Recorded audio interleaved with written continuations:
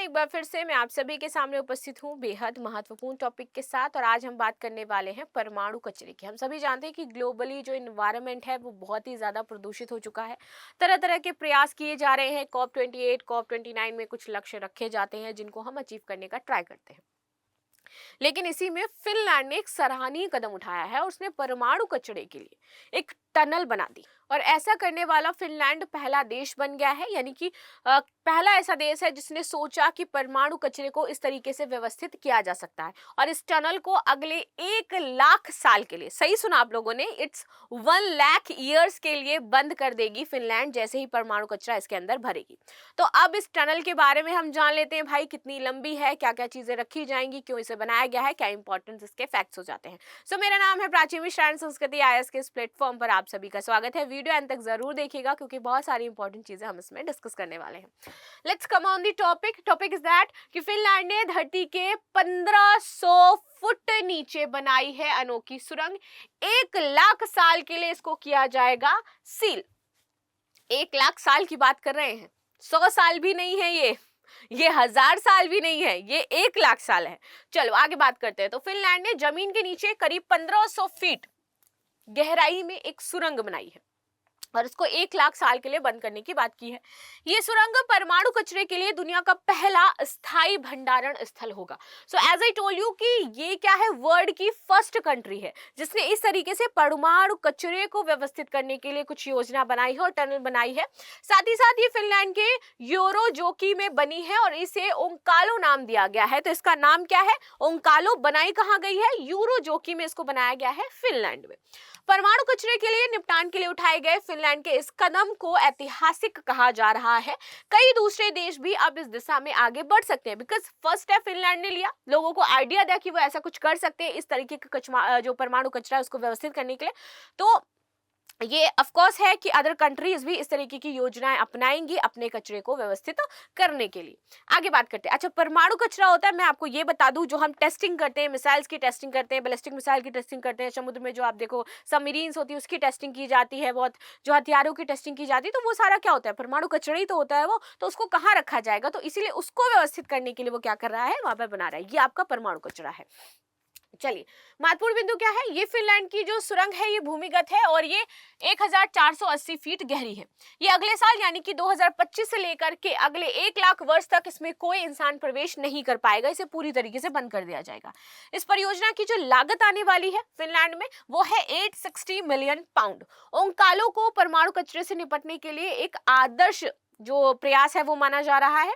ये पृथ्वी की गहराई में खतरनाक परमाणु अपशिष्ट को सुरक्षित रूप से संग्रहित करने का एक नया तरीका है। पर्यावरण की सुरक्षा होगी इससे सुरक्षित। ठीक है, हम बहुत जगह फिनलैंड के जो आप देखो जितने भी इस टाइप के इंडेक्स आते हैं, हम फिनलैंड को बहुत अच्छा पाते हैं। उसमें शांति की बात करें, खुशहाली की बात करें, तो फिनलैंड इज अ कंट्री जहाँ बहुत पीस भी रहती है। They are not to be in like wars वगैरह, इन सब की बातें वो लोग नहीं करते हैं और थोड़ा अपने जो पर्यावरण को लेकर के बहुत वो रहते हैं सजग। ठीक है, तो यहाँ पर पर्यावरण के लिए ही उन्होंने ये काम किया है। तो फिनलैंड की ये जो सुरंग है ये भूमिगत इस तरह से डिजाइन की गई है कि ये हजारों वर्षों तक जो रेडियोधर्मी पदार्थ है इसके वातावरण से दूर रखेगी लोगों को। तो रेडियोधर्मी जो आपकी रेज होती है उससे लोग बच पाएंगे, प्रदूषण कम होगा। इससे आने वाली पीढ़ियों और पर्यावरण की सुरक्षा भी सुनिश्चित होगी। ओंकालो के निर्माण में उन्नत इंजीनियरिंग और वैज्ञानिक तकनीकियों का इस्तेमाल किया गया है एंड दिस सुरंग इज लुक्स लाइक दैट, जो आपको इमेज में दिखाई दे रही है। आगे बात करते हैं। ये सुनिश्चित करने के लिए कई सुरक्षा उपाय किए गए हैं कि रेडियोधर्मी पदार्थ रिस्क करके बाहर ना आए। इस परियोजना में खर्च किए गए 860 जो मिलियन पाउंड है, इनकी जटिलता और महत्व को यहाँ पर दर्शाते हैं।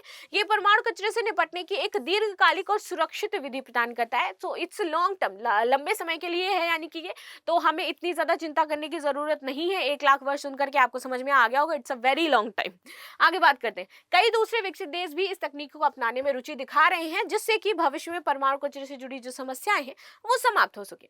ये परमाणु ऊर्जा के इस्तेमाल को और भी सुरक्षित तथा टिकाऊ बनाने की दिशा में भी महत्वपूर्ण कदम आपकी उठाएगी। तो ये परमाणु कचरा जो आपका है, जिसकी मैं बात करूं, तो इस सारे चीजों में जो परमाणु ऊर्जा है इसमें भी आपका ये काफी हेल्प कर सकती है। आगे बात करते हैं कैसे रखा जाएगा आपका ये परमाणु कचरा, इसके बारे में जान लेते हैं भाई कैसे इसको रखेंगे। देखिए, रेडियोधर्मी अपशिष्ट प्रबंधन कंपनी है आपकी, क्या नाम है इसका, पॉसिव नाम है। पॉसिव ओए निपटान प्रणाली का निर्माण करें। अब ये बता रहे हैं कि आखिर इसको रखना कैसे। हमने बना तो ली सुरंग कि भई ये सुरंग ऐसे रहेगी या रखी जाएगी, लेकिन अब इसको रखेंगे हम कैसे, तो इसके लिए वर्क करेगी। खर्च किए गए परमाणु कचरे को कच्चे लोहे और तांबे के सिलेंडर के अंदर रखा जाएगा। तो जो परमाणु कचरा होगा, जो हम परमाणु कचरा यानी कि जो हम परमाणु रिएक्टर्स बनाते हैं, उस टाइम जो कचरा बचता है हमारा, या अन्य चीजें बनाते हैं जो पदार्थ बचता है, वो हमारा परमाणु कचरे में भी कंसीडर होगा। ठीक है, कि परमाणु हथियार बनाते टाइम जो आपके अपशिष्ट बच जाते हैं, दैट्स कॉल्ड परमाणु कचरा, वो भी। तो ये क्या करेंगे, कच्चे लोहे और तांबे के जो सिलेंडर हैं उसके अंदर पैक करके देन इसको यहाँ पर रिजर्व कर दिया जाएगा। आगे बात कर लेते हैं इसमें।